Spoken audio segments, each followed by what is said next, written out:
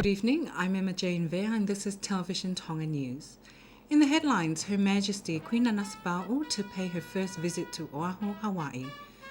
The Honourable Justice Minister raises concern over issues he believes should not be discussed in Parliament. And the Honourable Speaker of the House attends the Tonga High School inauguration of its prefix. These and more stories, including news from the Pacific, sports, world and the weather forecast later on in this bulletin.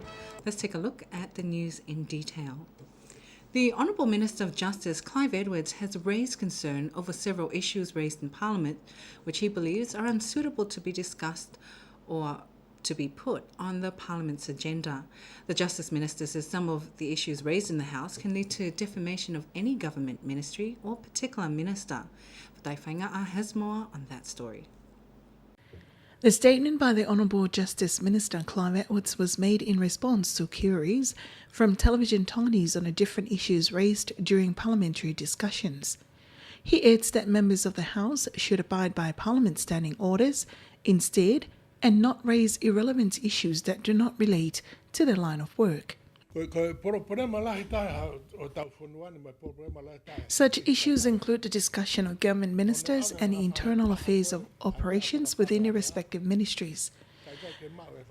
Some of the parliamentary discussions have only one side to it and are not balanced or have incomplete information, yet the discussions are broadcast live on the radio to the public. Mr. Edwards believes some of the parliamentarians raise such issues for personal benefits. The problem with such discussions in Parliament is that the MPs are trying to interfere with the operations of the ministry instead of focusing on their own duty. Some of the allegations made are not true as there is no solid evidence to support the allegations, but the judiciary cannot interfere with these issues raised in Parliament as it is the MP's privilege to share ideas, whether if it is true or not. Furthermore, all parliamentarians have absolute privilege to raise any issues of concern in the House without any legal actions taken against them. For Television Tonganese, I'm Whataifanga. Her Majesty Queen Anasapa'u will be greeted in a traditional ceremony on her first visit to Oahu, Hawaii. According to reports on the Daily Reporter website, the Polynesian Culture Centre will host a private ceremony to welcome the Queen on her visit. Queen Anasapa'u is visiting Oahu at the invitation of Hawaii's Tongan community and alumni of the Queen Charlotte College in Tonga. This is to celebrate the college's 88th anniversary. The welcome ceremony will feature many traditional items such as a special chant and a hula kahiko from dancers at the centre. The Ministry of Inland Revenue and Customs reveals that it was not informed of the sale of the MT Teresa until much later. The vessel was purchased by the Friendly Island Shipping Agency, or FISA, and renamed by His Majesty King Debo VI as the MV Nuvagai. FISA says the vessel was authorised to continue its operations before they purchased it. Linda Filiai has more on that story. Television Tonga News has contacted the CEO of the Ministry of Inland Revenue and Customs, Daphne Stone, who says work is underway on this matter. She says an understanding was made between the Inland Revenue Ministry and George Shipping that every journey its vessel makes, it must report it to the ministry because of the notice of its seizure against the vessel. However, there was no understanding nor agreement on the sales of the vessel, as the case involving the vessel is still before the courts. Furthermore, the Inland Revenue Ministry was not informed of the sales of the vessel. The vessel was previously owned by Pacific Royal Shipping Agency in Vanuatu with its local agent, the George Shipping. The notice of the seizure of the MT Teresa was due to the allegation of its illegal imports of goods and items to Tonga when it was under the operation of George Shipping. In the Ministry of Inland Revenue's radio program broadcast on Radio Tonga yesterday, the notice for the seizure of the vessel was issued in 2012. Measures are being taken to help local construction companies have the same opportunities with foreign-owned construction companies. This is made by upgrading their knowledge on government regulations and procedures on the construction sector. An awareness training on the construction sector was opened this morning by the Honourable Deputy Prime Minister Sami Vaipulu and held at the Dr. Moulton conference room. Anasiu Falegano was there and filed this report. In the keynote address made by the Deputy Prime Minister, who's also the Minister for Infrastructure, Honourable Sami Vaipulu, he emphasised the importance for the local construction companies and the foreign companies to collaborate in order to boost the growth of construction company sector here in the kingdom. The construction sector is an important sector for the kingdom as it contributes to boosting the economy. However, the sector is facing a downfall. There is hope that Parliament will approve the 2014 budget with a 1 million pa'anga share for the construction sector. This is similar to a previous government assistance made to the Ministry of Agriculture, Food, Fisheries and Forestry. It's important to further develop the construction sector, and the 1 million pa'anga will be like a revolving fund to improve the current standard for the construction sector in Tonga. One participant in the workshop is the Deputy Secretary of the Budget Division and a former officer in charge of the Procurement Department from the Ministry of Finance and National Planning, Kalisitina Tuaime Api. She says the training will also benefit the local construction companies to share the project tendered with its foreign counterparts. This training is very important for the construction sector in helping the local construction companies have the same opportunities as foreign-owned constructions. From this, they will know the advantages of their work, and it will help them check and review the regulations on procurement relating to foreign investments, threshold and procedures when applied to any project. The training also looks at the rights of the construction companies, regulations on compliance to building codes and others. Participants are representatives from the relevant government ministries, and the training is funded by the European Union or the EU. For Television Tonga News, I'm Anasiu Falegano.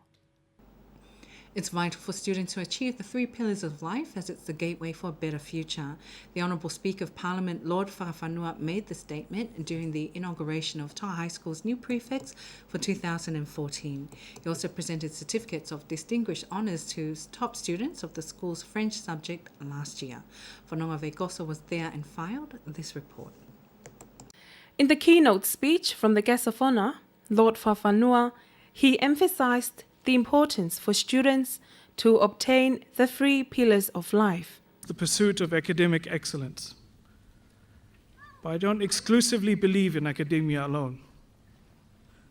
I believe in preparing all aspects of our lives: mind, body, and spirit. Or academics, health, and good ethics. Good ethics is just an academic terminology for God.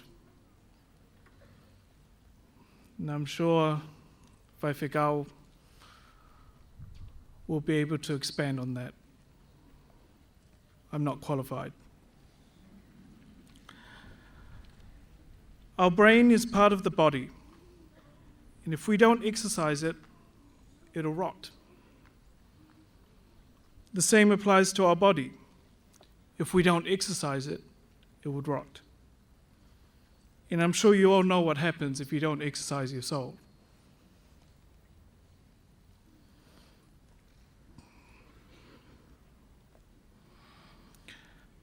I wish someone told me this when I was your age. A balanced life is important. And your brain is the most important tool that you possess. And second to that is your body, because it's attached to your body. So take care of your body. Take care of yourself. Enjoy yourself. When you're legal, have a drink. Experience, but not too much of anything. Moderate. Remember, if it's not good for your body, it's not good for your brain. I believe in you, the next generation. You need to be fully prepared for the new world that is out there. Lord Whakawhanua also presented certificates to the students who achieved high results in the French subject. According to the French subject teacher, Fonokihea Tonga, she says the certificates presented are for students who studied diploma in French studies. Last year, the French department in Tonga High School, together with the French Language and Cultural Center called the Alliance Française in Maufanga and directed by Mademoiselle Virginie Dourlet, decided to implement a new framework, which is the introduction of the DELF program. This framework is used internationally. Upon passing the exams, the students will receive a diploma in French studies recognized worldwide, valid for life.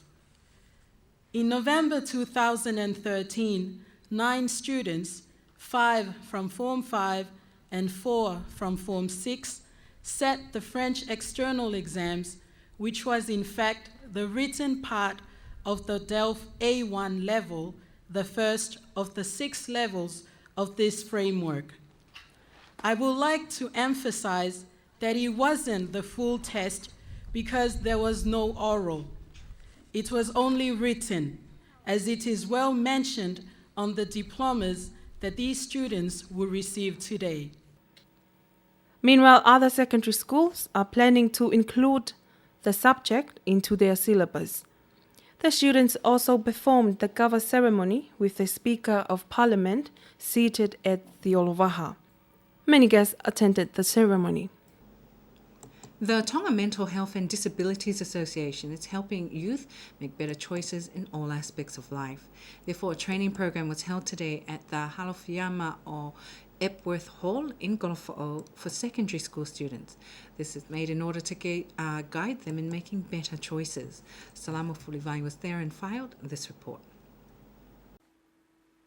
The training program was attended by secondary school students from Apifo'o College, Biola College, Tonga College and Liahona High School.